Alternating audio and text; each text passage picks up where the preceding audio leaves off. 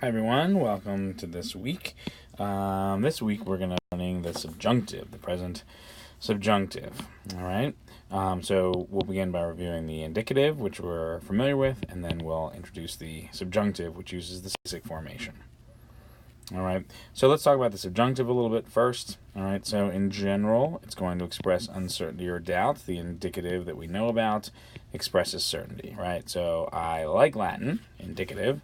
Versus, I might like Latin, subjunctive. All right. The subjunctive words tend to be the ood words, would, could, should, with might or may thrown in there as well. All right. So some uses in English will sound non-subjunctive, even though in Latin they will be the subjunctive. So in other words, I study to do well. Right? So in Latin, that to do well would be a subjunctive, even though in English it is an infinitive. All right? So that's something we'll just keep an eye out for as we learn new uses of the subjunctive. But just keep that in mind, that not every subjunctive in Latin is going to be translated as a subjunctive in English. There are 4 tenses for the Latin subjunctive: the present, the imperfect, the perfect, and the pluperfect. We're only going to be learning the present this week, and English has a lot more versions of the subjunctive, largely because English has such an extensive helping verb system. All right, so here's the indicative, if you remember, and this is way back in Latin 1, but the basic idea is that you have the second participle part, which is that RE form. You drop off the RE to get our present stem. So port really is the present stem. The A is kind of part of it, but port is our present stem. To that present stem, you add a characteristic vowel, and then to that characteristic vowel, you add the endings. All right, the OST, mus, tis, und. So this is our basic formula for the present. Present stem, characteristic vowel, plus endings. All right, and again, you get the present stem by taking off that RE, ARE. Okay, here is second conjugation, third conjugation. These should all look pretty familiar. E for second, and then I, and then I to U for third. All right, and this is third I and fourth, same thing. All right, so present stem, characteristic vowel, endings. All right, so the good news is that the subjunctive is going to use the exact same formula. Present stem, characteristic vowel, endings. The difference is that the characteristic vowels are going to shift. You're going to have new characteristic vowels for the subjunctive. The tricky part is that some of them will overlap with existing characteristic vowels, existing indicative characteristic vowels. So here they are. So first, right, uses an E for the present subjunctive. It uses an A for the present indicative. Second uses an EA. It uses an E for the indicative. Third uses an A. It uses an I for the indicative. Third IO uses IA. It also uses I. Fourth uses IA. It also uses I. All right? So in the parentheses below, those are the characteristic vowels that you know, the present indicative characteristic vowels. At the top are the subjunctive characteristic vowels.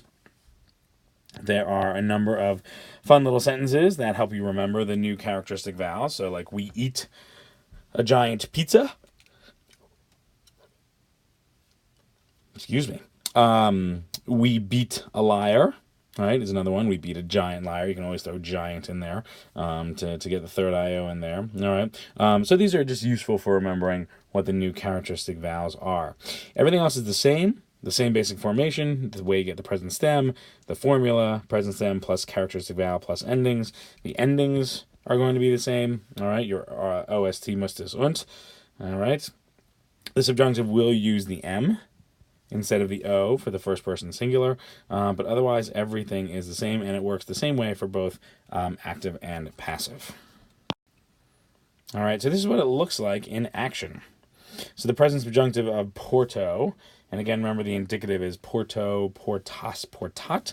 So now the subjunctive is going to be portem, portace, portet. All right, so indicative, portamus, portatus, portant. Subjunctive, portemus, portatus, portent. All right, and the same in the passive. All right, so again, everything's the same. It's just the character changes. And here are the other conjugations. So there's our EA, for second conjugation, eam, eas, eat, eamus, etc.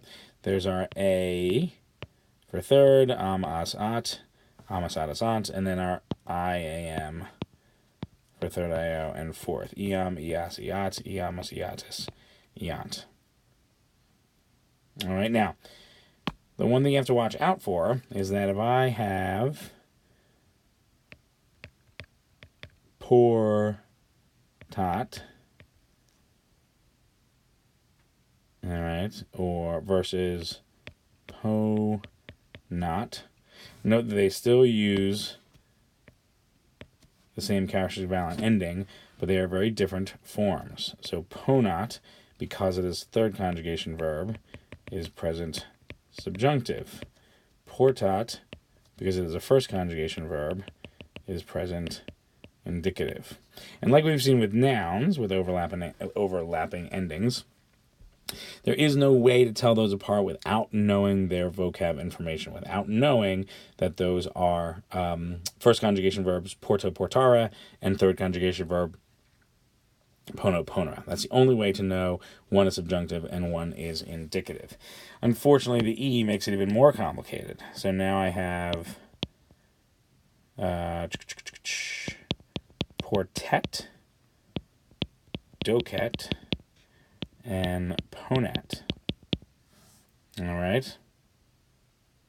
And so I've got the same vowel for each of them. And unfortunately, I have three different forms of the verb. So portet, all the way down here, this is going to be my present subjunctive. This is the new characteristic vowel for first conjugation, right?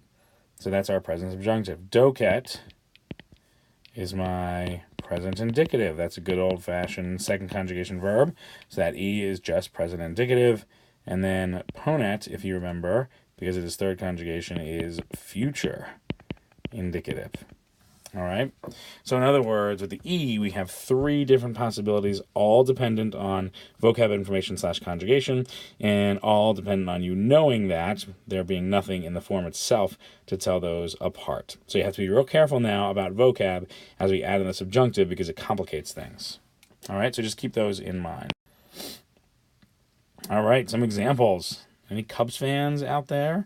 This is the present subjunctive of the irregular verb, eo ire.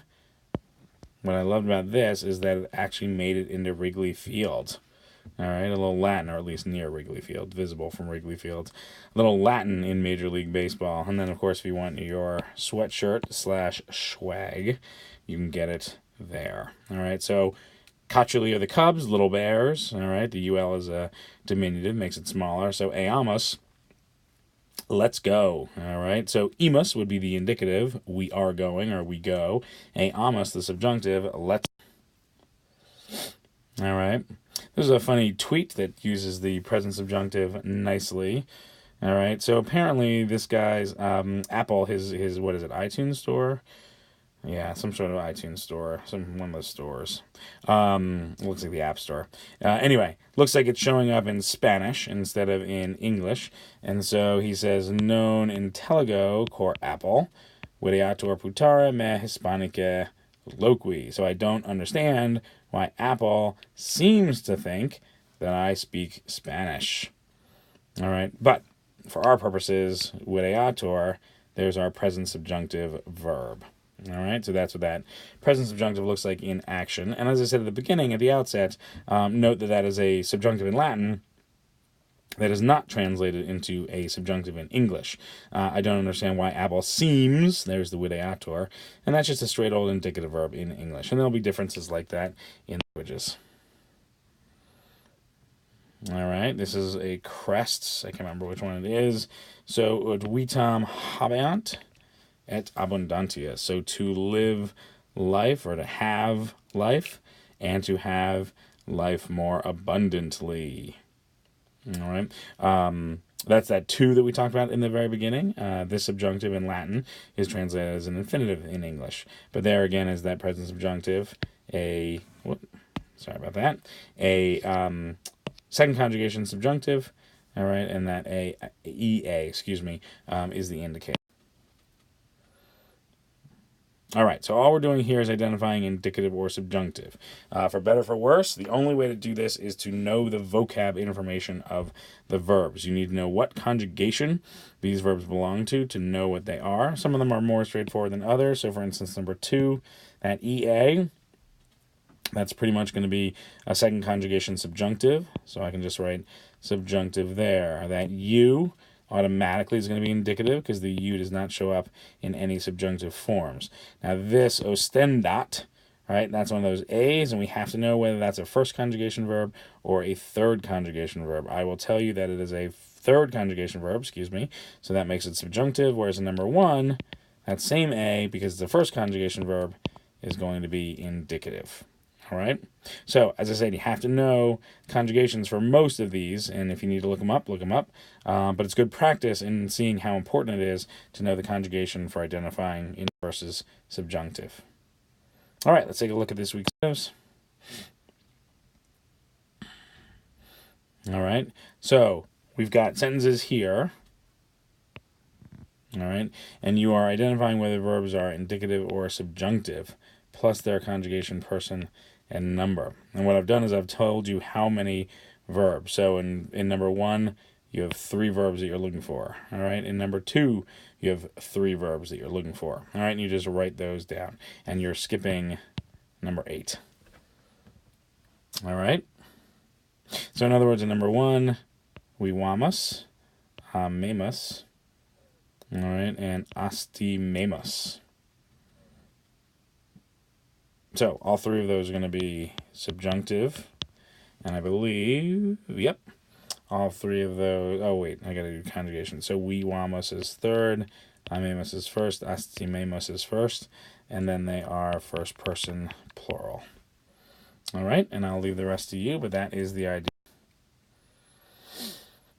And the writing summative, all right, so, you're just conjugating, right? You're just conjugating out laudo and carno in present active and passive subjunctive, singular and plural. So in other words, that'd be like laudem, laudes, laudet, and then you go through the plural as well and the passive and do the same thing for carno. All right, here, identify the conjugation, and then you're making them subjunctive. All right, so rogo, rogara, first conjugation verb. So then that's going to become rogent, right, using my new characteristic vowel. All right, and I will leave the rest to you. So that's it for this week. Thanks, and email me if you have any questions, and I will be here next week.